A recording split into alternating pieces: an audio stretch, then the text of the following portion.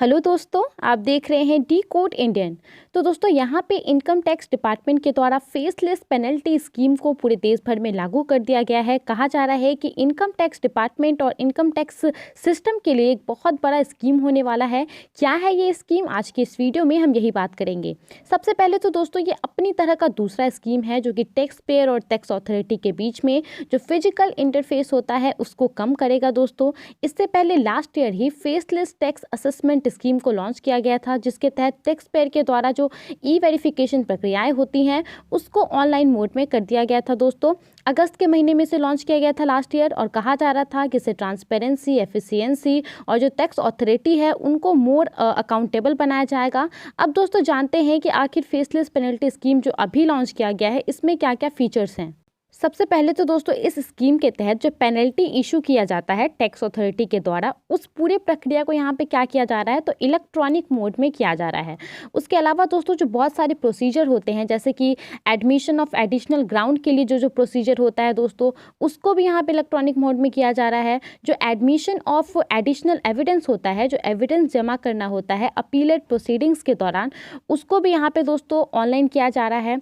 अब दोस्तों यहाँ पे पेनल्टी जो है किस किस को यहाँ पे किस पे इम्पोज किया जाएगा, तो यहाँ पे दोस्तों टेरिटोरियल एरिया के संबंध में, किसी व्यक्ति के संबंध में, या फिर दोस्तों व्यक्तियों के वर्ग के संबंध में, इनकम के संबंध में, यहाँ पे जो जो बोर्ड के द्वारा स्पेसिफाइड किया गया है उसके संबंध में दोस्तों यहाँ पे पेनल्टी जो है उसको जारी किया जा सकता है।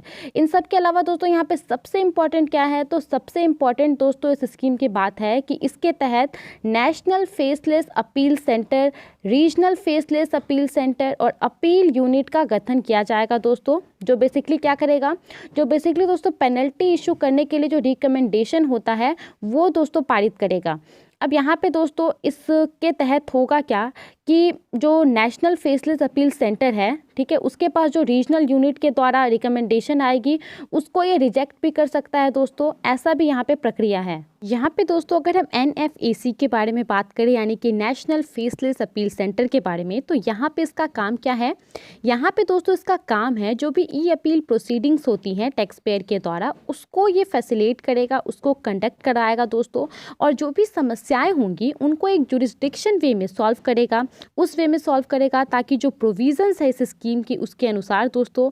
साथ ही में ये एक सोल पॉइंट होगा दोस्तों कॉन्टैक्ट के लिए अपील यूनिट के बीच में, अपीलेंट के बीच में दोस्तों, किससे संबंधित, जो भी इंफॉर्मेशन से संबंधित, डॉक्यूमेंट से संबंधित, एविडेंस से संबंधित दोस्तों। तो ये जो NFAC है इसे एक सोल पॉइंट ऑफ कॉन्टैक्ट के रूप में देखा जा रहा है।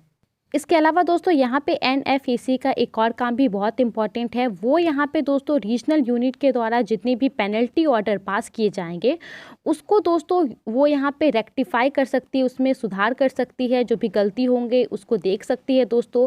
NFAC के पास जो भी रिकॉर्ड मौजूद होगा उसके अकॉर्डिंग। साथ ही में अगर उसको कुछ चेंज करना होगा NFAC को, वो पेनल्टी ऑर्डर जो इशू किया जाता है, तो इसके लिए उसे रिटर्न में दोस्तों देना पड़ेगा। अब अगर बात करूँ कि जो पेनल्टी ऑर्डर इशू किया जाता है उसको दोस्तों यहाँ पे कमिश्नर के पास चैलेंज किया जा सकता है अगर उसमें कुछ गलत होता है दोस्तों। टैक्स पेयर के द्वारा, नेशनल ई असेसमेंट सेंटर के द्वारा कोई भी अगर पेनल्टी ऑर्डर इशू किया जाता है तो उसे कमिश्नर के पास जो है दोस्तों यहाँ पे चैलेंज किया जा सकता है टैक्स पेयर के द्वारा। तो इस तरीके से हम देख सकते हैं कि जो भी प्रक्रियाएं होती हैं पेनल्टी ऑर्डर इशू करने की उसको एक बहुत ही अच्छा बनाया जा रहा है ताकि कोई भी जो टैक्स पेयर है, ईमानदार टैक्स पेयर है, उसको लॉस ना हो। अब दोस्तों बात करते हैं ऑब्जेक्टिव के बारे में कि इस पूरी स्कीम को लाने का मेन ऑब्जेक्टिव क्या है। जैसा कि मैंने आपको शुरुआत में ही बताया, इससे दोस्तों होगा क्या कि जो टैक्स पेयर हैं और जो इनकम टैक्स डिपार्टमेंट के बीच में ह्यूमन इंटरफेस होता है वो दोस्तों बहुत ज़्यादा कम हो जाएगा, ना के बराबर हो जाएगा, जिससे जो रिसोर्सेज अवेलेबल हैं उसको अच्छे से दोस्तों उपयोग होगा, उसका अच्छे से उपयोग करके जो टैक्स सिस्टम है उसको आसान बनाया जाएगा।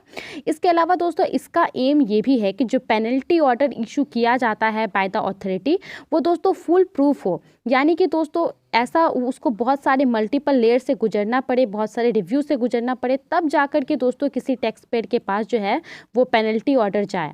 तो दोस्तों आज के इस वीडियो में फेसलेस पेनल्टी स्कीम के बारे में इतना ही था। आई होप आपको ये समझ आया होगा। अपना समय देने के लिए बहुत बहुत धन्यवाद। आप इसके बारे में क्या सोचते हैं हमें कमेंट करके ज़रूर बताइए।